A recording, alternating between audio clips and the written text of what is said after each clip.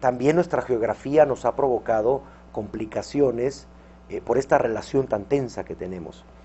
Y aunque el consumo, la producción de cocaína principalmente se da en Colombia, ¿no? El cártel de Cali, el cártel de Medellín, que son los dos principales, México es el puente por el que la droga brinca hacia los Estados Unidos, por eso ellos se quejan y exigen que el gobierno mexicano tome medidas para detener el tráfico, eh, y en su paso por el territorio nacional, aunque el destino final es los Estados Unidos, que es donde genera la gran ganancia, bueno, en México también las ganancias del narcotráfico se han vuelto extraorbitadas, extraorbitantes, enormes, porque, bueno, también ha empezado a crecer el consumo, la demanda de drogas.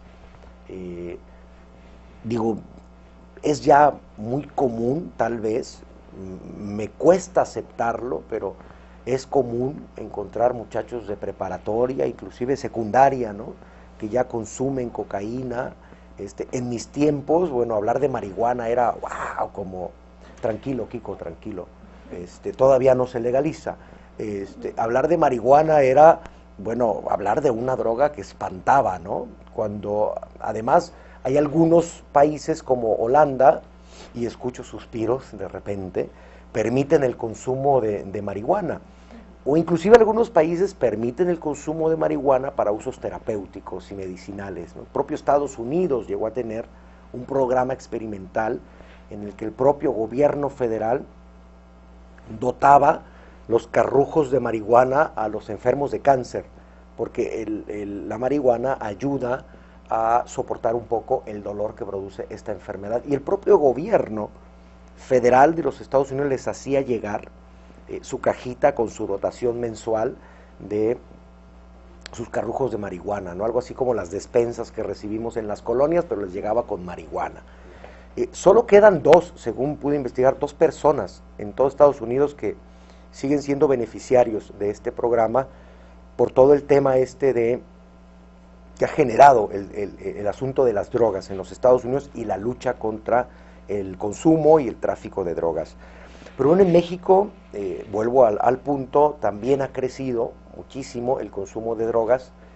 Ahora la cocaína es como la droga de moda, ¿no? Hay otras más fuertes, la heroína, a ver, expertos, las tachas, bueno, no sé, pues, ¿no? Pero hay un consumo creciente en México y este consumo deja una derrama económica impresionante y, bueno, esto ha hecho que México sea uno de los principales productores de marihuana en el mundo y el principal proveedor de metanfetaminas a Estados Unidos, que es un insumo, ¿no? Es la base para la elaboración de otras drogas sintéticas y también, bueno, es un gran proveedor de heroína a los Estados Unidos.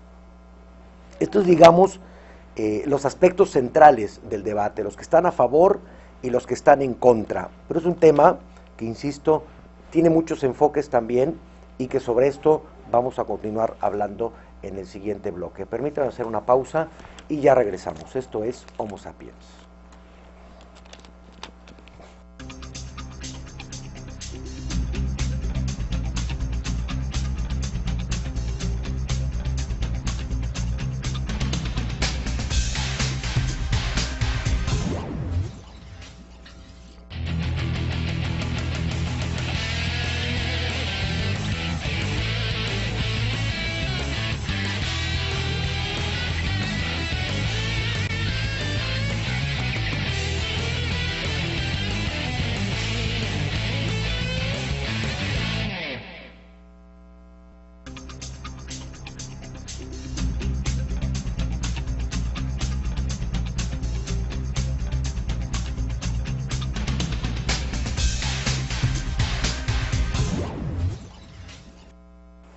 Bien, ya estamos de regreso en nuestro programa. Gracias por continuar con nosotros. Hoy, bueno, estamos abordando el tema de la propuesta de legalizar las drogas en México, un tema que que está ahí silenciosamente tomando forma en la clase política.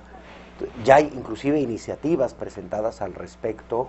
Ya hubo hace algunos años un intento por llegar a ese estatus legal en el que consumir drogas sea un acto legal, pero obviamente hay una gran presión social, porque no es un tema fácil, es un tema delicado y es un tema que está asociado a una serie de consecuencias, ¿no? Es decir, asociamos drogas, en este caso con violencia, con armas. Bueno, no sé por qué aquí en México asociamos a las drogas con eso, pero se está dando de repente que asociemos a las drogas con la violencia, con la muerte, con el miedo, con las armas, y es un tema que me parece presenta básicamente dos enfoques: el tema del combate a las drogas.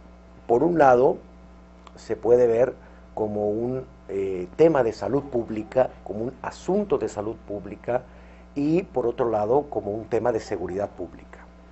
Y México le ha dado por el lado de entender el problema de las drogas como un problema de seguridad pública. Por eso la respuesta de México es la militarización del país.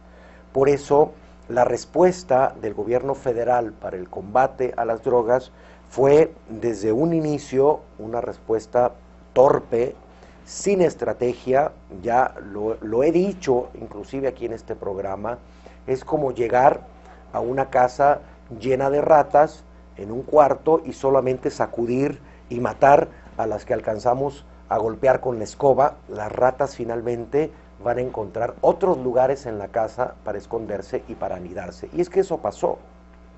Sin estrategia, presionados por los Estados Unidos, condicionados las líneas crediticias, condicionados algunos apoyos para políticas determinadas del desarrollo, México reacciona en la lucha contra el narcotráfico de esta manera prácticamente sin sentido, sin orden, y termina yendo a los lugares donde todo mundo sabía que estaban concentradas las mafias, ¿no? En Michoacán, en Sinaloa, en algunos estados del Golfo, en Tijuana, pero lo único que hacen es sacudir y ahora generar que el narcotráfico esté de manera organizada prácticamente en todo el país, en estados y ciudades que eran reconocidas por su seguridad, como Tepic, como Aguascalientes, como Durango, como Zacatecas, ¿no?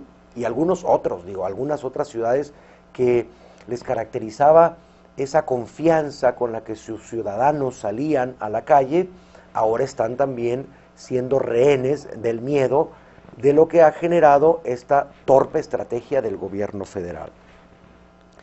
Al grado, pues, de que los números son desalentadores y son muestra del rotundo fracaso de la lucha contra el narcotráfico. Y por más que el gobierno federal, el presidente, intente dar esos discursos floridos de concurso de oratoria, de que vamos ganándole la lucha al narco, no se ve por dónde, ¿no? Fíjense, encontramos un dato, ¿no?, de que en México al 2010, a este año, lo que no pudimos precisar en esta pequeña investigación que insisto, me ayudó Laura, mi novia, a realizar, fue si a partir del 2000 o del 2006. Ese dato sí no lo tenemos muy precisado. Es importante, es relevante, porque estamos hablando de 6 años de diferencia, pero hasta la fecha, más de 15,000 muertos en la lucha contra el narco, ¿no? Desde narcotraficantes, miembros de los cuerpos de seguridad, miembros del ejército y civiles que han caído en la lucha contra el narco, producto de los encuentros entre las mafias, por el reacomodo de las plazas, por el control de las plazas, producto del encuentro de las mafias con los cuerpos del orden, ¿no? Hay civiles como víctimas, y entre esos civiles, bueno, hay mujeres, hay niños. En eso no distinguen. Las balas de los narcotraficantes no distinguen a qué persona le van a tocar. Ellos simplemente generan el orden y generan el caos y generan esta reacción contra el Estado. Más de 15,000 muertos para que podamos dimensionar de qué se trata, en la lucha contra el narcotráfico, en México ha habido más muertes que soldados norteamericanos caídos en Irak desde que inició la invasión.